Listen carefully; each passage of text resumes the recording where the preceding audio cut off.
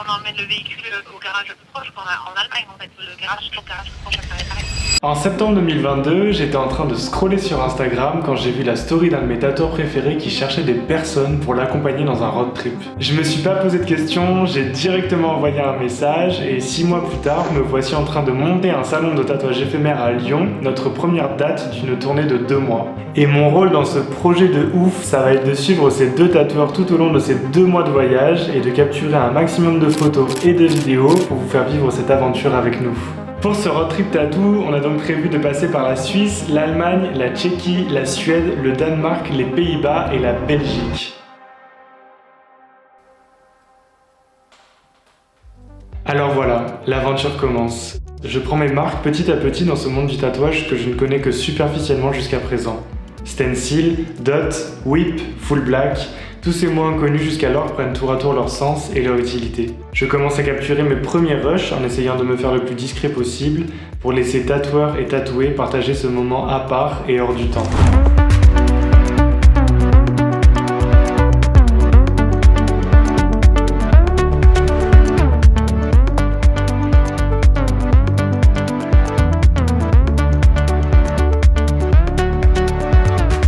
En parlant des tatoueurs, je pense qu'il est grand temps que je vous présente mes 2 compagnons de route. À l'origine du projet, je vous présente Jean-Baptiste. Les tatoueurs, ils ont souvent un nom de scène, le sien, c'est Delange.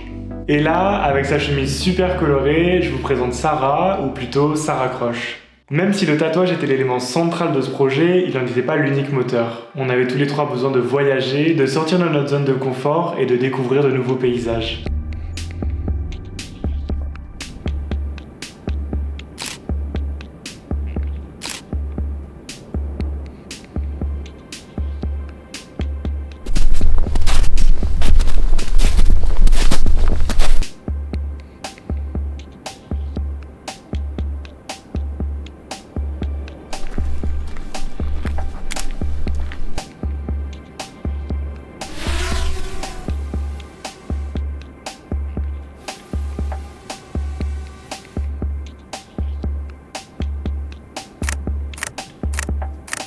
Ça y est, ça fait maintenant plusieurs jours que nous sommes sur la route. Petit à petit, nous avons appris à nous connaître. Ah, le moteur 2, t'as relancé 0. Nous avons traversé notre première frontière et nous nous sommes créés un quotidien rythmé par le tatouage.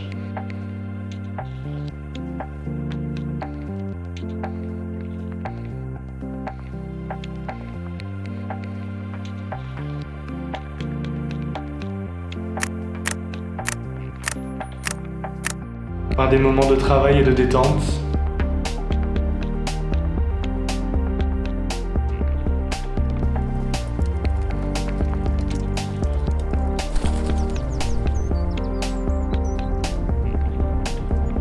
Et bien sûr par des moments de découverte. T'es contente avec ce petit drapeau du Liechtenstein?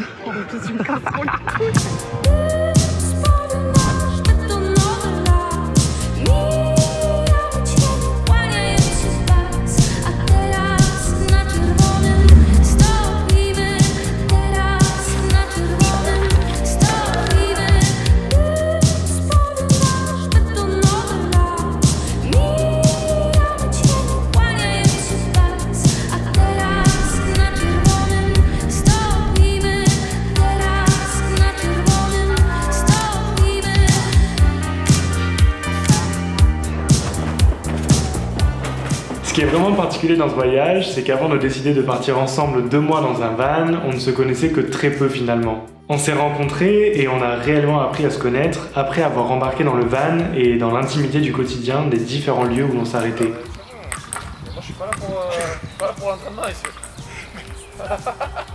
Jusqu'à présent, tout allait bien. Tout se passait parfaitement bien, mais comme dans toute aventure, il fallait qu'une grosse galère nous arrive. Y'a plus? Non. Ils étaient là. Ils étaient là. C'est pas ceux-là là? Non, non, mais c'était ceux-là. Ceux à la fraise là? Ouais. Il n'y avait plus de céréales à la fraise. Bon, je vous cache pas que ça a été dur, mais pour les céréales, on s'en est remis. Ce qui nous a vraiment embêté par contre, c'est qu'un matin, comme à notre habitude, on a repris la route après avoir passé quelques jours dans un lieu, et après avoir roulé seulement quelques kilomètres, le camion nous a affiché une alerte et a arrêté d'accélérer. On a donc décidé de s'arrêter en urgence à la première aire qu'on a trouvée. Et on s'est vite rendu compte qu'on avait tous les trois aucune connaissance en mécanique. Ce qui est peut-être pas très malin quand tu décides de partir 2 mois en road trip dans un van, j'admets. L'heure tourne, on est censé arriver le soir même dans la prochaine ville pour tatouer le lendemain et on n'a aucune solution immédiate pour faire redémarrer le camion. D'accord, mais on emmène le véhicule au garage proche, en Allemagne, en fait, le garage proche à Paris. D'accord, ouais. Parce qu'après il peut, mon camion peut se déplacer, en fait. Je peux pour l'instant le déplacer. C'est juste qu'en fait je peux pas vraiment accélérer parce qu'il y a un problème d'injection, je pense. Est-ce que vous savez s'il y a des garages ouverts un jour férié? Ah oui, et forcément ça nous est arrivé le jeudi de l'Ascension qui est férié et quand absolument tous les garages sont fermés, bien évidemment. C'est voir si... La Pentecôte est fermée, c'est fermé, ouais. Okay. L'Ascension est fermée, je veux dire. Du coup, on remorque au dépôt et on emmène dans un garage de lundi, parce que les garages vont sûrement faire le tour comme en France. Je vous avoue, à ce moment-là, le moral de l'équipe était pas au plus haut, on savait absolument pas comment se sortir de cette situation. On devait être hébergé le soir même à plusieurs centaines de kilomètres de là, sans pouvoir réparer le camion ni se déplacer. Moi, de mon côté, comme depuis le début du voyage, je partage nos moments forts en direct dans mes stories sur Instagram, et quelques minutes plus tard, je vais recevoir un message de notre hôte Airbnb de la veille qui va tout changer. Theo, you can sleep in our house. We have rooms. Please come back. You can sleep in my house and you don't need to pay. You're my guest. So my house is open to you. Encore un immense merci à Mela et à toute sa famille qui nous ont accueillis avec une générosité et une sincérité incroyables. On a pu se reposer une nuit supplémentaire chez eux et aller au garage l'esprit tranquille le lendemain. Et notre chance ne s'est pas arrêtée là, puisqu'au garage on est tombé sur Maurice, un expatrié français hyper sympa, qui travaille sur place et qui a fait en sorte que tout soit réparé très rapidement. Bon, là je vous raconte tout ça, ça a l'air génial, mais sur le moment on avait quand même hyper le seum, surtout que Maurice nous expliquait qu'on était tombé en panne à cause d'une martre qui avait mangé une pièce de notre van pendant qu'on était garé en forêt. Mais on a eu la chance de tomber sur des personnes vraiment bienveillantes et généreuses, grâce à qui, avec seulement une petite journée de retard, on a pu repartir sur la route.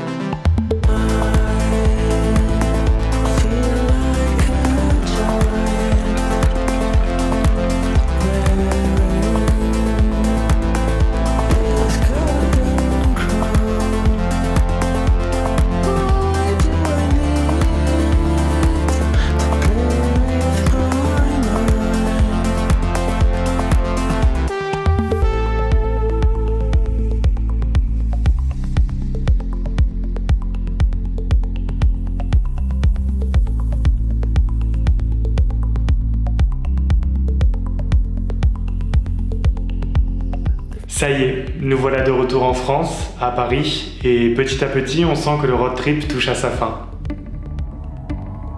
Le temps de faire la fête une dernière fois à Rennes, et nous voici à Nantes, la dernière étape de notre road trip.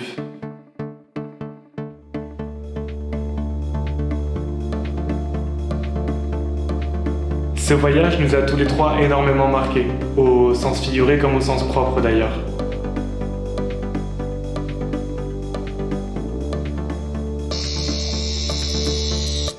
Oui, pas le droit. Mais nous n'étions pas tout seuls.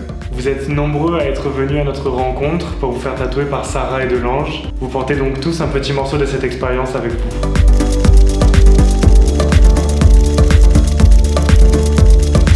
Dimanche 4 juin 2023, le tout dernier jour de notre voyage, Dylan, que vous voyez ici, est venu nous voir avec une requête un peu spéciale. Il voulait que Delange le tatoue à l'aveugle. C'est-à-dire qu'il lui faisait entièrement confiance sur le dessin et ne voulait pas le voir avant qu'il soit définitivement tatoué. Putain, je dis ça. pas regarder, putain. Oh putain, il est trop bon. Ah, c'est exactement ce que je voulais. Ça va, c'est cool. Ah, de ouf. Bon. Tu joues pas la comédie? Non, non, non. C'est bon alors. Ah, il est trop beau.